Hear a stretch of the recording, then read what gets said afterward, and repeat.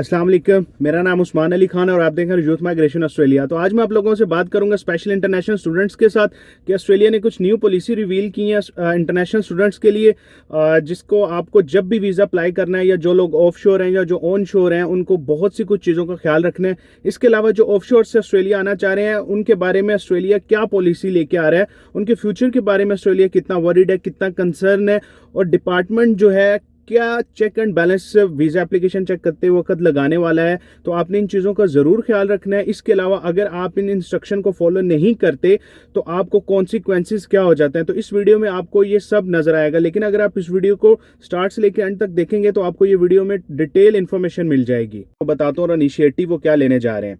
Australia ये कह रहा है कि जो इंटरनेशनल स्टूडेंट है वो हमारी इकोनॉमी को डिलीवर करने का एक बहुत बड़ा सोर्स है और ऑलमोस्ट $30 बिलियन एवरी ईयर जो है इंटरनेशनल स्टूडेंट्स के थ्रू ऑस्ट्रेलिया को ये इकोनॉमी में डिलीवर करते हैं।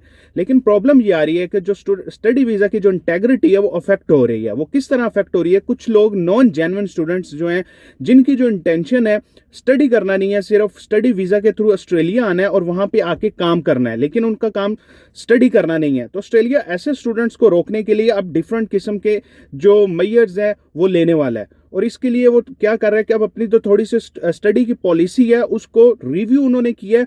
अच्छा, इसका मतलब बिल्कुल ये नहीं है कि उन्होंने जो स्टडी है, जो पॉलिसी जो है टाइट कर दी। बहुत से लोग कहते हैं जी ऑस्ट्रेलिया ने ये न्यू माइग्रेशन स्ट्रेटजी दी है, ये इससे ऐसे फील हो रहा है कि बहुत ज़्यादा रूल टाइट कर दिए। मेरी ओपिनियन के मुताबिक ऑस्ट्रेलिया ने कुछ भी टाइट नहीं किया, बल्कि उन्होंने सिस्टम को फर्दर लेजिटिमेट किया है, जो हर बंदे के लिए, हर माइग्रेंट के लिए बहुत अच्छा है।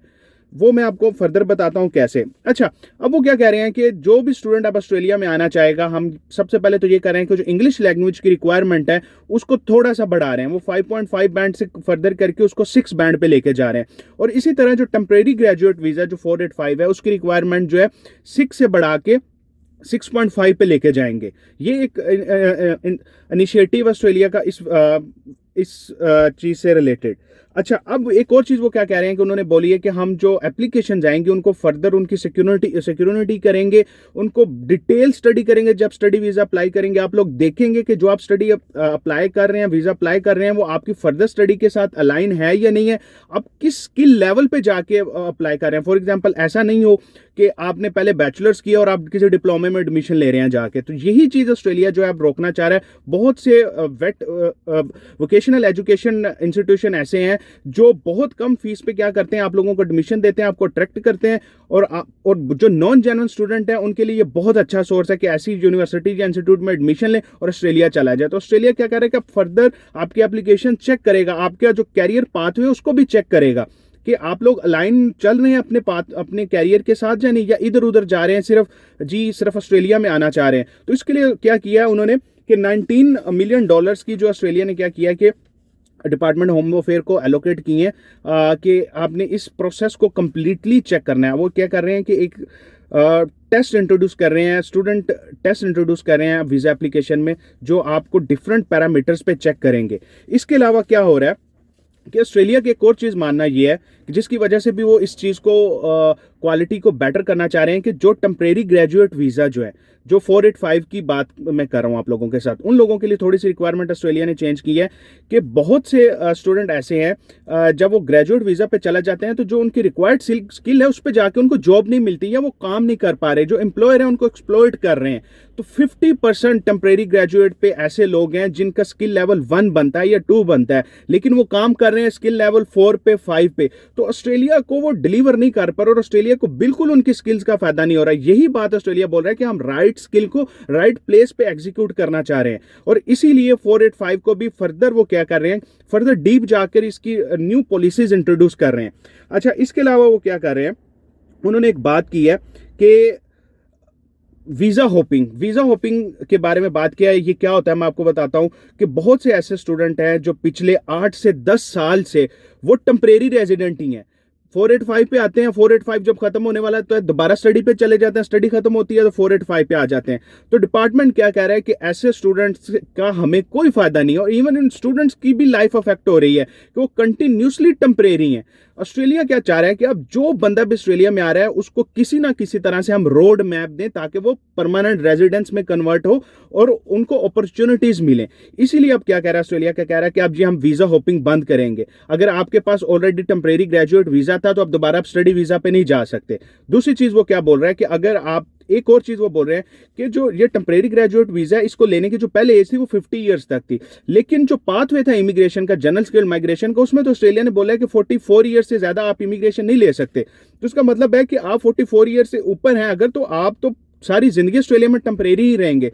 तो उन्होंने क्या किया है कि एज ब्रैकेट लगाई है 35 ईयर कि 35 ईयर। अच्छा, इसका एक पर्पज है। लोग समझ रहे हैं कि पता नहीं ऑस्ट्रेलिया जो है हमें निकालना चाह रहा है, नहीं, वो चाह रहा है कि भाई आप 35 से पहले पहले अपनी एजुकेशन कंप्लीट करो, मार्केट में जाओ, मार्केट में अपनी स्किल के अकॉर्डिंग जॉब ढूंढो, और अगर आपको स्किल के अकॉर्डिंग जॉब मिलती है तो ऑस्ट्रेलिया ने क्या किया, एम्प्लॉयर नॉमिनेशन वीजा इंट्रोड्यूस कर दिया आप लोगों के लिए कि अगर आप जनरल स्किल माइग्रेशन के थ्रू इमिग्रेशन नहीं लेते, आप एम्प्लॉयर नॉमिनेशन के थ्रू जाएं।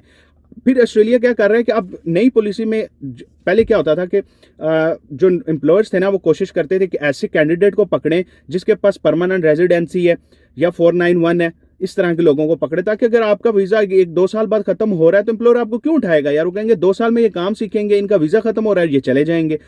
तो गवर्नमेंट ने क्या किया है, इसीलिए गवर्नमेंट ने अब परमानेंट रेजिडेंसी के लिए एम्प्लॉयर नॉमिनेशन के थ्रू पाथवे निकाला है कि एम्प्लॉयर आपको जो है स्पॉन्सर कर सके और एम्प्लॉयर आपको एक्सप्लॉइट ना कर सके। ये भी इंपॉर्टेंट है, आप लोगों इससे एक्सप्लॉइट बिल्कुल भी ना हो, इसीलिए गवर्नमेंट ने ये एज का जो है फैक्टर इसको कम किया है। अच्छा, अब एक और चीज वो बोल रहे हैं कि strengthen and simplified temporary graduate visa, जिसके बारे में मैंने अभी आपको बताया कि ग्रेजुएट वीजा को सिंपल से सिंपल करना चाह रहा है डिपार्टमेंट। अब मैं आप लोगों से बात करूंगा 476 के बारे में। 476 के बारे में गवर्नमेंट ने एक चीज बोली है कि ये हमारी पॉलिसी के अलाइनमेंट नहीं है, इसकी अलाइन नहीं बन रही। उसकी रीजन यही है कि 476 जो है 18 महीने का वीजा है। अच्छा, 18 महीने स्टूडेंट जब भी आते हैं, जो 476 पे आते हैं, आप उनसे पूछ के देख लो, उन्हें पता ही नहीं चलता 476 पे वो जब आते हैं। अच्छा, फिर वो क्या करते हैं, 476 से फर्दर स्टडी पाथवे ले लेते हैं, स्टडी से फिर वो जाएंगे 485 पे जाएंगे, तो रहेंगे तो वो भी टेम्परेरी।